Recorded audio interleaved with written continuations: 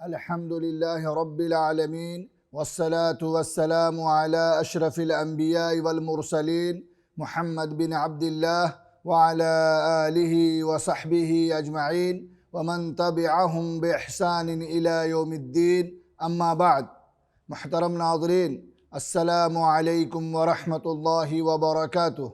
ہماری گفتگو کا جو عنوان ہے قرآن کریم کا قصہ. ابھی ہماری گفتگو اس موضوع پہ ختم نہیں ہوئی. پچھلے حلقے میں ہم نے بتایا تھا کہ قرآن کریم کا نزول لفظ اقرا سے ہوا، اور قرآن کریم کی سورت میں سے سب سے پہلی سورت العلق کے ابتدائی آیات تھے. اس حلقے میں ہم بتائیں گے کہ قرآن کریم لوح محفوظ سے کس طرح اتارا گیا. قرآن کریم کا نزول 2 بار ہوا. پہلی بار لوح محفوظ سے پورا کا پورا قرآن ایک بار بیت العزت میں، آسمان دنیا کے بیت العزت پہ اتارا گیا. لوح محفوظ سے پورا کا پورا قرآن آسمان دنیا کے بیت العزت پہ اتارا گیا. بیت العزت کو البیت المعمور بھی کہتے ہیں.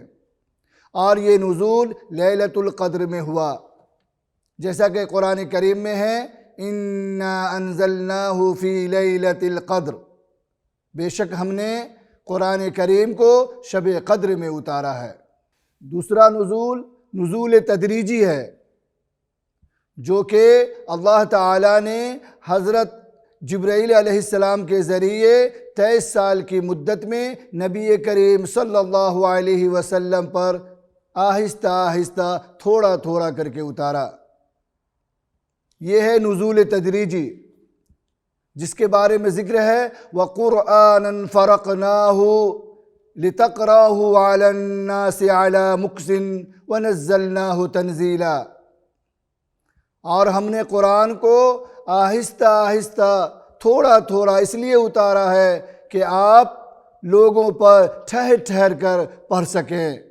اور ہم نے خود بھی قرآن کو بتدریج نازل فرمایا.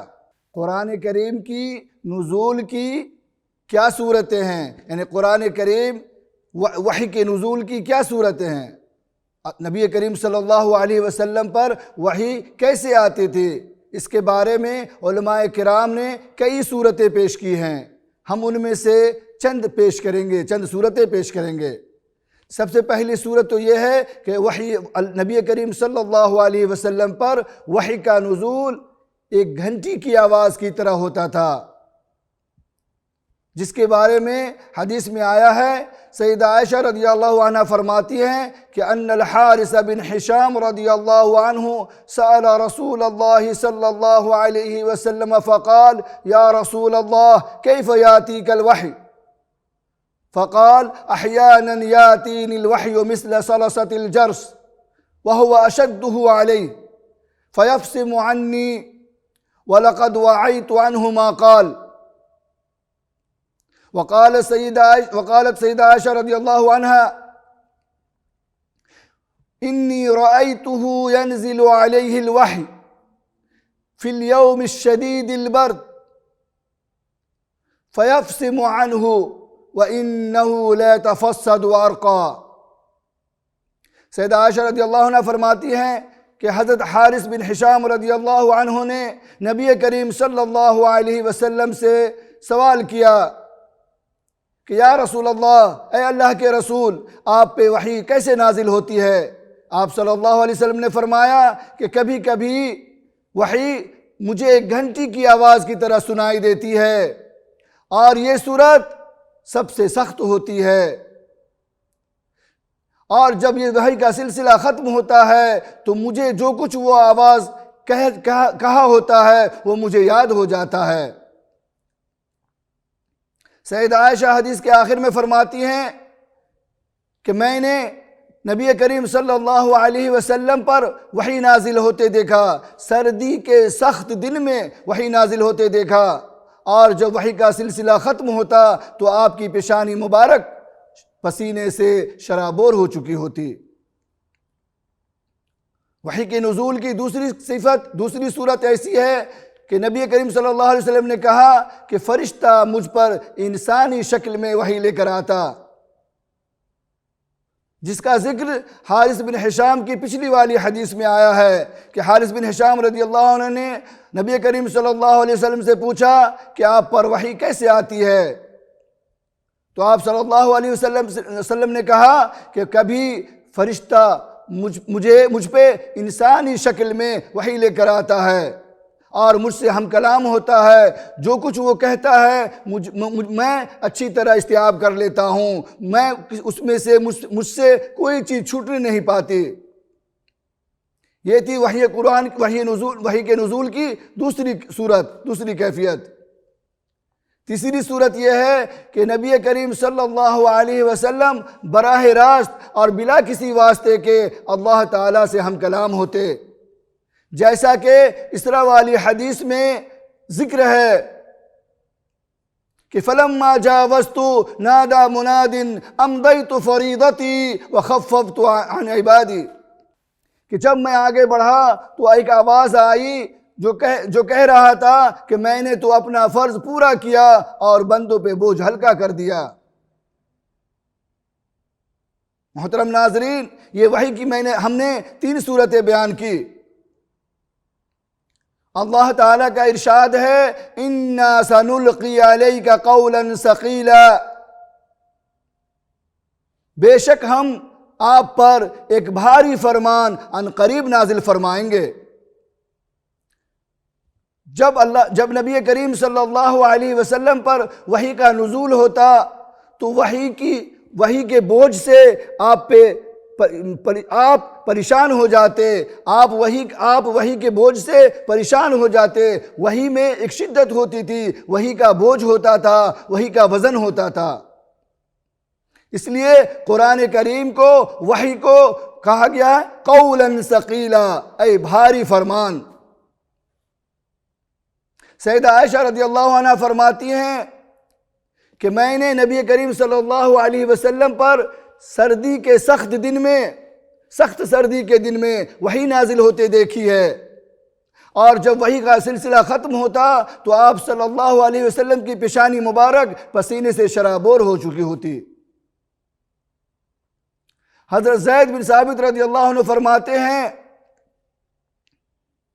کہ كنت إلى جنب رسول الله صلى الله عليه وسلم فغشيته السكينة فوقعت فخذ رسول الله صلى الله عليه وسلم على فخذي